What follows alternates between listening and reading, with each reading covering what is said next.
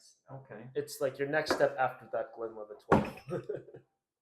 Okay, all right. You've graduated from Glenlivet. You're moving on. Okay. You've entered the Scotch Academy now. Like you're progressing. Like Yo.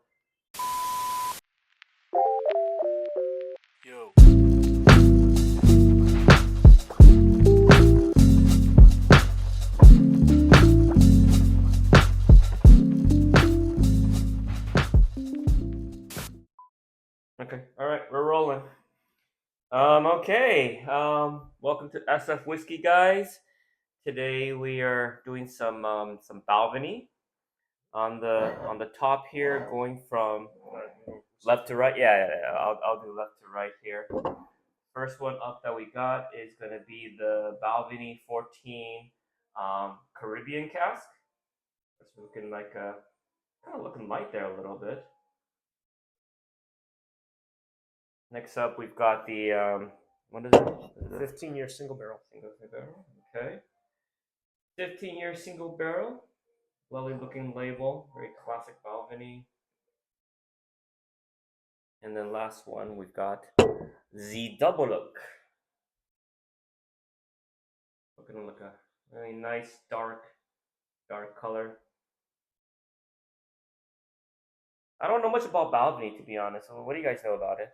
They're really nice, easy, smooth drinkers. Yeah, very much on the sweeter side of things. I noticed that you guys didn't bring the 12 year, so is this the starting point, the 14 year? Well, technically that was my starting point. I tried that one. That was one of my first Balvenies that I've ever tasted. Okay. And I would agree. I think this one is probably the most readily available at Costco. Yeah. It's pretty.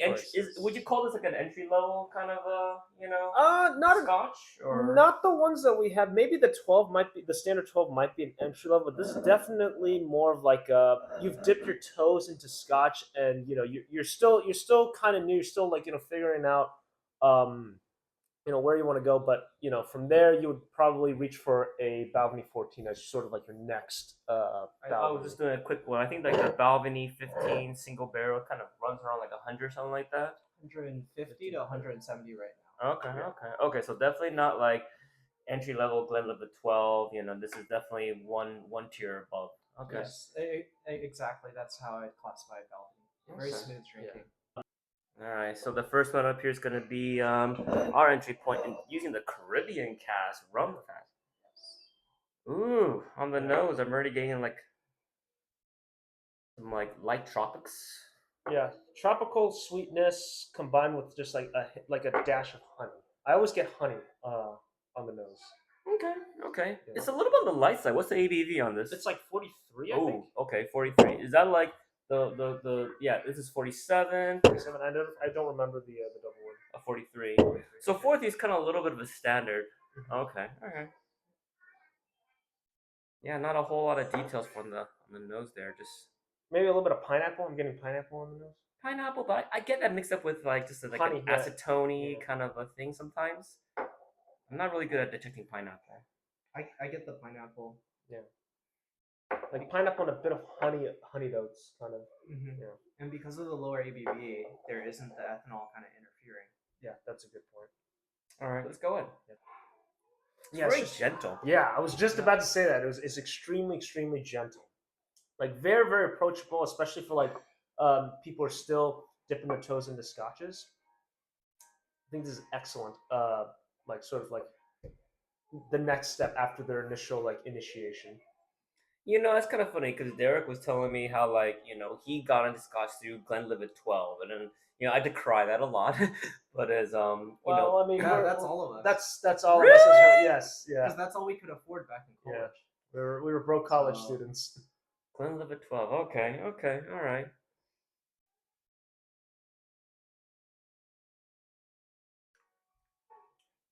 Yeah, the palate is just extremely gentle, extremely soft, but you get a lot of sweetness.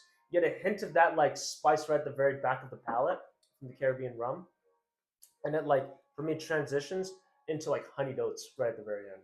I would have loved to see the rum character be a little bit more, present for sure. Yeah, that would have been fun. Mm-hmm. But okay, all right. So great entrance there. This is also like 2/3 of the bottle down. We kind of learned from our last video that kind of mellows the flavors out a little bit. Where would you put this one in our grading scale? Give this a solid like maybe like 80, 81. Okay. The rum doesn't shine through as much, but I've also really liked this bottle just because it's so approachable. It's such a nice, like, easy drinker that you can just kind of wherever point in your Scotch journey that you are, you can always like go back to this and just be like, I want something that's nice, simple, and just like approachable. I put this at 82 because it serves that purpose as you mentioned of being that easy grab drinker whenever you just want something nice, smooth. Because I think like for what it is, it does really well. Like you just want something that's sweet, that's mellow, gentle.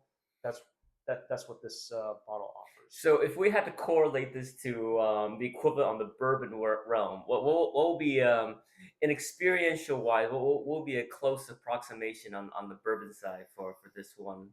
On the bourbon Regardless side, of the rum factor, you know, I mean, regardless there's like of- as an entry level, kind of like getting you into bourbon, but pretty easily findable, but not quite at the Woodford level, you know, it's just one tier above.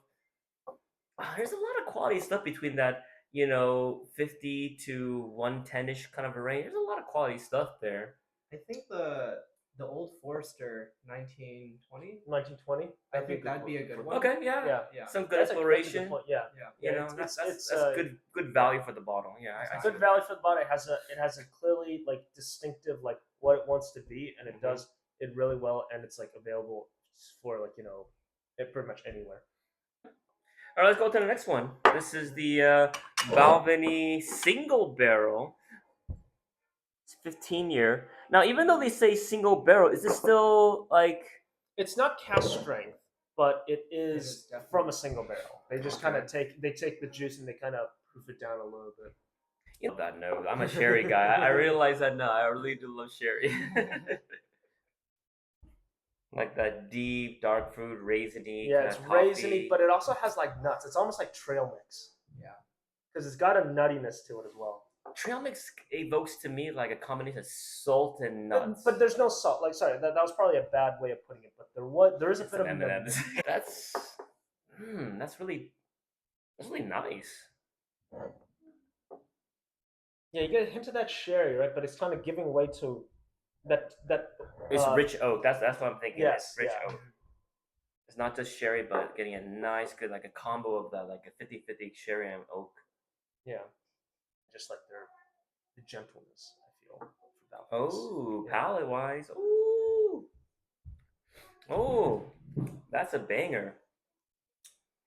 That like the first word that comes to mind is just powerful on the tongue. You know that it's that powerful. first Yeah, taste. it's powerful, but it mellows out really nicely and it opens up as it touches your tongue. That's really nice on the palate. Like, oh yeah, there's definitely a lot of nuttiness on this one. Yeah, and keep in mind, like single barrels, because they're single barrels, each of them are a little bit different. So it depends on which particular barrel that you get out of your Balvenie. If you happen to own one, they might all be slightly different. I'm actually getting peanuts, and that's a flavor that I really love to find. You know, compared to like walnuts that can be a little bit on the bittery side. Right. But peanuts like a nice, really kind of that's nice. I might not get peanuts, but I definitely get like a type of nuttiness. Maybe just hitting my palate a little differently. Yeah, but definitely a type of nuttiness. Would you agree? Yep, I would definitely agree. I'd lean more almost towards almond. Almonds, okay, yeah. Yeah, I haven't at the tail end you could taste a little bit of that. I don't know if you. I haven't pinpointed for me personally. I haven't pinpointed exactly Okay. the type of nut, but yes, I can see where you get at. It's just like how him with peanuts. Yeah. It's like almost like for me a fruity, lightly sweet almond. Okay. You know, after you finish the glass and you just kind of like love sniffing it just a hair more. It's like you get a little bit more of those back, flavors on the nose. Like it's like a nice little dessert after you finish. Especially after you let it sit for a few minutes after you're done, and you come back to it. And that's always nice. Yeah. Although I gotta say, like it's really annoying cleaning out that little dimple of like, like residual stuff. I think the only thing that's weak on this is just that it leaves you wanting more. Like after the mid palate, as it goes back, like oh, I want to like. It kind of says goodbye too fast. That's the only thing. But is that a problem or is that a feature to Well, get you to I get mean, another it's a swig? 15-year Scotch, and as we know, like Scotches like lose out at that age mark. Well, Some, distillery, yeah, but yeah. it's not surprising. I mean, it feels like this has been like proofed down a little bit. That's what it tells me. It feels Yeah. like it. Oh, a cask strength version of this would be really cool. See, that's the reason why I love cast strength version because it lets you kind of explore things. Yeah. Um, You can and, play. Yeah, you and definitely we have do have more. a cast strength video plan: the Glendro versus the Highland versus the Abalor. All three of them are Oh, cast okay. strength. Yeah, yeah. But yeah, this is a great expression. Okay, where would you put that grade wise? This is a solid, probably like 85 for me. I really Yeah. enjoy it, especially like in the morning. This is a very very nice gentle drinker. Mhm. Yeah. When you wake up before you're gonna trade stocks and you need to get wasted, this is a perfect. That's one way to go about it. So where do you put it at for yourself? I would put it at 85 as well, because it is lacking that proof, a bit of that body, but it's a nice, easy drinker. Yeah. Okay, I mean, just because I love that nutty and sherry things, the fact that there's nothing, quite hindering it, I definitely kind of actually go a little bit higher. I would go back at 86 ish. Okay. All things considered, whiskey base puts them at like around 87. So it's we're definitely in the ballpark. People give it 85, 86, 87s.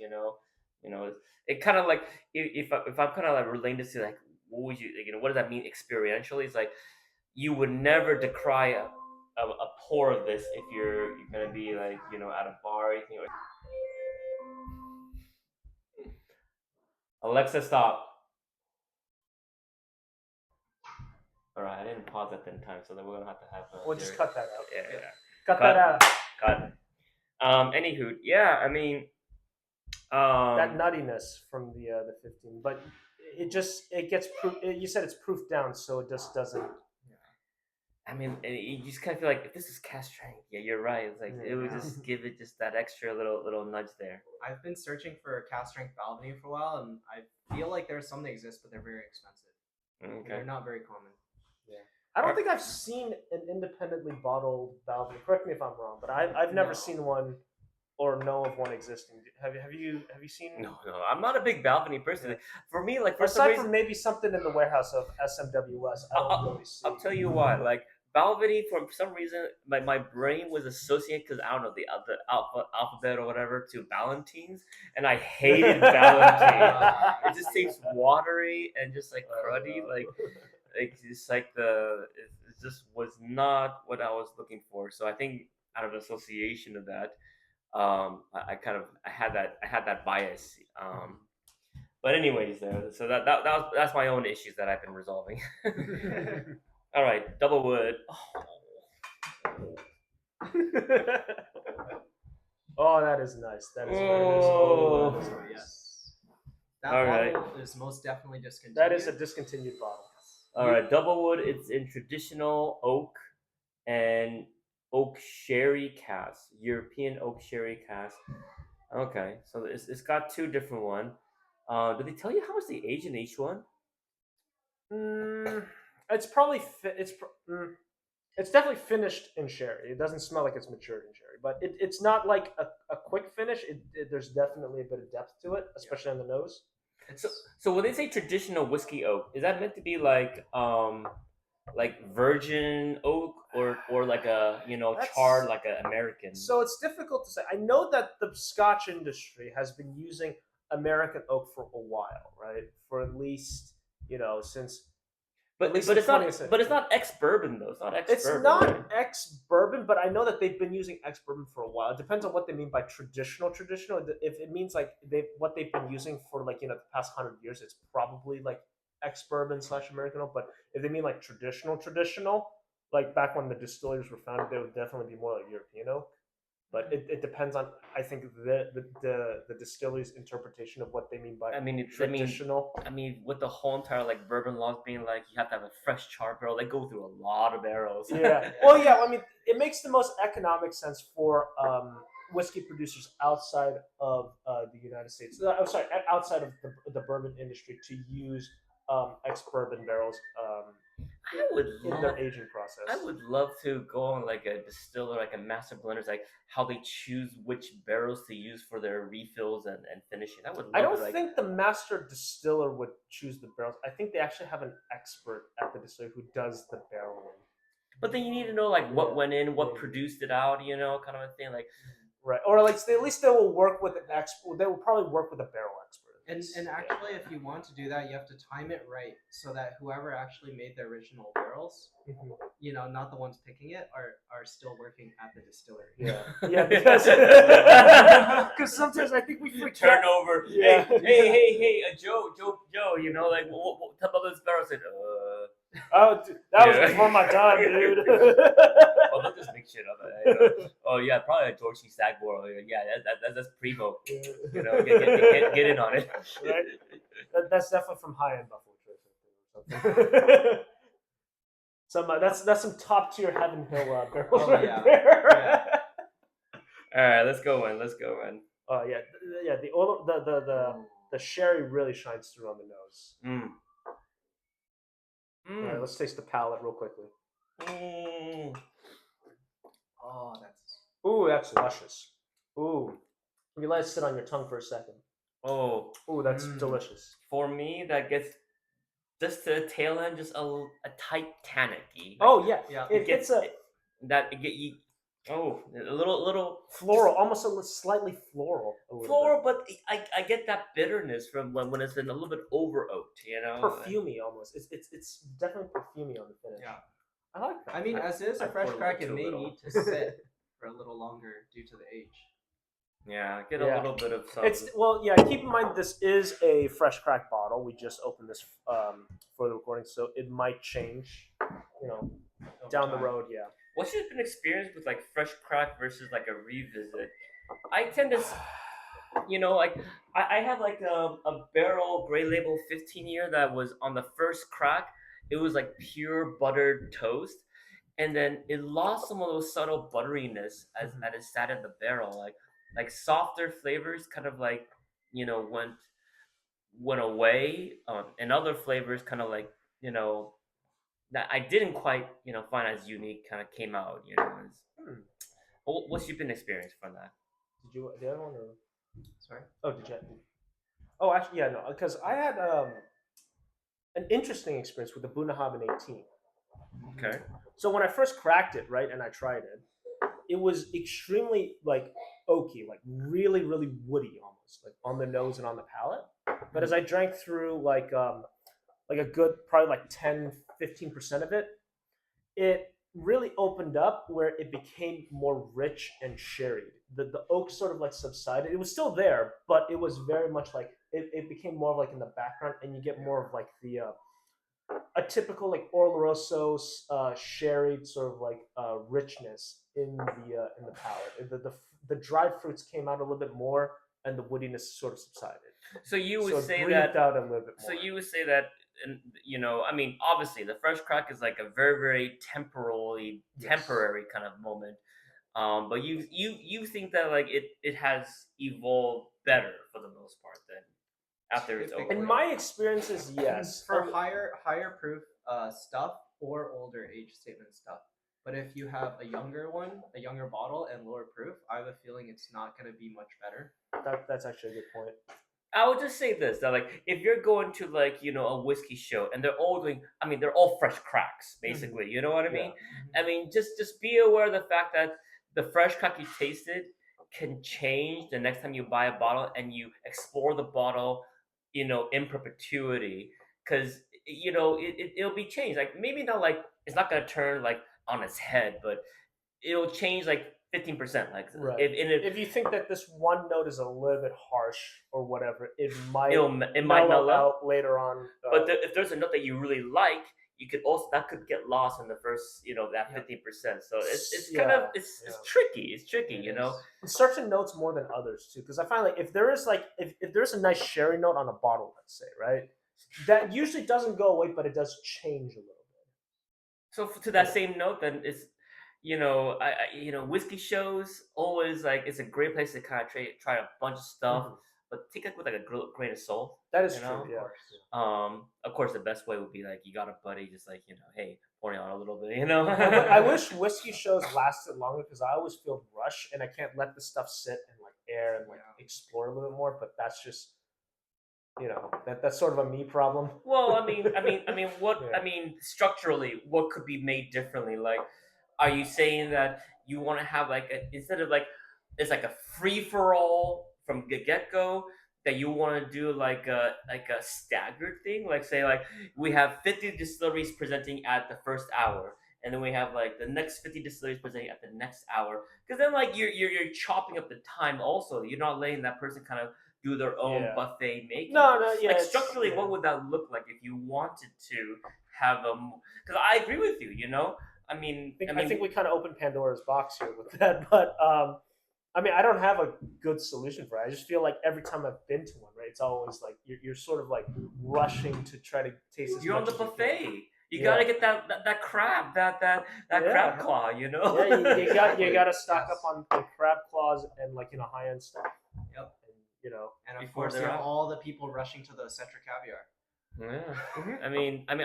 Unless you purposely, forcefully stagger it, but then you're gonna then you're a lot gonna- of people yeah, you're decry it. inefficiencies. There's a lot of inefficiencies. There's a lot of stuff that they will run out of.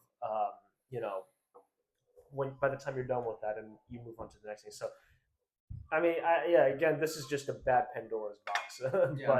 But yeah, I feel like definitely. But going back to the original point, yeah, things do change, especially like when you're at a whiskey show. But I think that it doesn't change to the point where things disappear. It's more like things morph and sort of mellow out, or like become a little more gentle over time. And I think a big one, especially for anything in the 50-55%, is the ethanol dissipation. So here's my, I've been to like maybe only 3 or 4 of them so far, and the first time I felt pressure to kind of like I want to try everything as much as I can, but then like now in your journey you're saying like okay these 10+ year old scotches you kind of need to let it sit for a little bit to like open up and everything, and so then like you want to be able to like sit down with like a little pour and just kind of like you only got one glass, you can't like have like 2 sets of glasses. But even worse is this. Whiskey shows kind of like only allow that one like super prominent flavor to come through versus some, like you said, like something that's come more unique, has an off, maybe a more softer but unique flavor. Whiskey shows won't like highlight that. They're like highlighting the loud bang for your buck kind of a pour. Yeah. So it's and tough.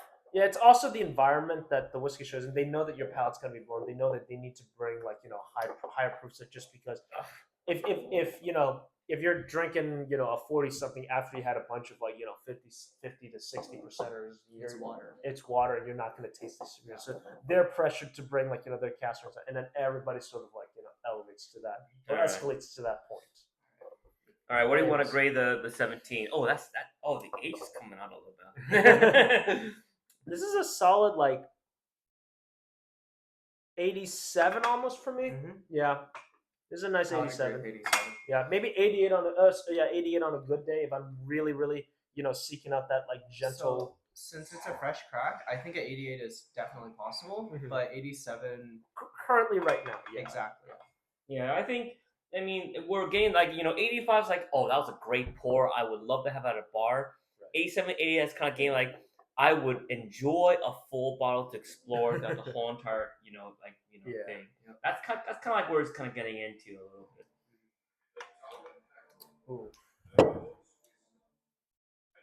I would say that like I love the fact that like Whiskey Basis has a review for a little bit of everything.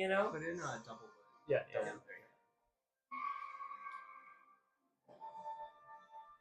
What does whiskey base give us? I haven't looked that up yet. 17 double wood.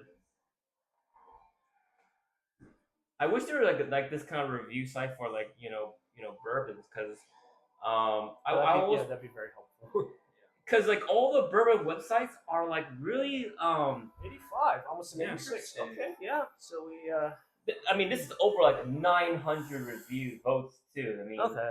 So we're right on the money around there. I mean you're in the ballpark. I mean we're in the ballpark. At least we know like it ain't a 90. It ain't Right, like yeah. it ain't trashy 70s. You know. But I wish there was like a more universalized like source for bourbons. I mean that's just because you want to know what you're getting into and reviewers are just like a dime a dozen. And Yeah. everyone's got their own blog and you're just. Like what was it Bourbon Raiders is like one of them, I think so. I've come across their site a Yeah. lot of times. But also, like bourbons Breaking in bourbon. particular, I feel like there's a bit of a hype train associated with it. I mean, that could be my personal bias a little bit, but I feel like for bourbons, there is a little bit more of that. Like you got to jump on that bandwagon versus the Scotch world. Yeah. Because like I feel, because there's so much variety in Scotches versus in the bourbon world, that people kind of just like find their own things in Scotch and like really enjoy those things. Versus bourbons, it's a bit more of like a hype train. Yeah, there's a lot of hype, and it's partly, I mean, I don't, you can't really fault them for that because No. it's a crowded space. Everyone's trying to make their voice known, like, and American marketing is like way more bombastic than like European marketing, than Japanese marketing, than Scotch marketing. It's interesting. Bourbon is in that particular place where it has been around for a while, but it's always seen as an underdog. Yeah. Versus like Japan has, in a very, very short amount of time, and to their credit, they've established their position, they've established their reputation, especially even amongst like very, very like long-standing distilleries and long-standing trends. I'm loving that more and more. Okay, it's growing up. Like the Tannic is falling to the back a little bit as it sits and opens, and we're just talking. And it's like, oh wow, it's like there's a richness. Like if you're a bourbon drinker, like this is gonna be your jams. this is a good entrance for a bourbon drinker. The double wood. Unfortunately, it's extremely rare. Extremely hard. What does it go for on today's market? 500 to 600. No. Wait, no. Wait, no. Oh. 3 to 4 at best. 300 to 400 at best. At best. At best. Okay, 300 to 400. Okay, yeah, no. Then I mean, you can, if you can find at a shop, the lowest I've seen is 180. 180. I mean, if they're willing to ship, like on Wine Searcher here, like they got like 150 if they're willing to ship, but you don't know if they're willing to ship, Yeah. And like 150 all the way up to like how would you ever call it? Yeah, I mean, yeah, exactly. Like how could you even like Brooklyn and Fruitbat.com. Fruitbat, oh my goodness. Oh, great company. Yeah. Huh? Great company. Great company. Yeah. If you own it, that's 25% markup just right there. Like Fruitbat, 25% Fruitbat and Cask Cartel. There you go. Oh, Cask Cartel. What are you talking about? Like it's this 200% markup. Or 10x if it's something rare. Like they don't skip on that cartel aspect to themselves. You know what? I might, now that I've opened it, I might have to get a backup of this bottle. I was gonna get it back up. Yeah, I might have to since I opened it. That's an interesting thing. You guys have backups. I realize now I'm not a backup person. Like I enjoy stuff, but I'm a little bit ADHD. Like I want to go for something new if I haven't tried it. I'm like I'm much more. I want to get something new and like explore it rather than continuously like drain down a bottle. Like I mean, it's hard for me to drain down. I don't do many bottle kills for that reason. I'm giving away samples. Yeah. I mean, it's more so like. I don't know if FOMO is the right word for it, but it's more like the fear that 10 years down the road, right? We're like, oh man, I really, really want another drink of that. Okay, well, let me ask you this question: how long would it take you to go through this bottle? Now that you opened it, cracked it open, well, like if you're gonna kill that, how long would it take you? To be fair, this is my progress after what, like a year and a half, I think. Yeah. And Scotch and whiskeys and everything is like great. Like it holds flavor in some ways. It changes for the better. But yeah, I mean, you know, like you buy a bottle with intention that you're gonna kill it within a year because you're gonna share it around, or because you're gonna get it down that far. Like that's a tough one, you know. It is tough, especially the more you collect, the more it's harder to focus in on one particular bottle that you want to kill. Yeah, it's really kind of you know, unique, you know. I think with all of our collections, we have a lot of ADHD. Yeah, yeah, we do. All right. We had a great, you know, showing here. We're gonna wrap it up. We'll see you next time. All right, Cheers. Cheers. Take care.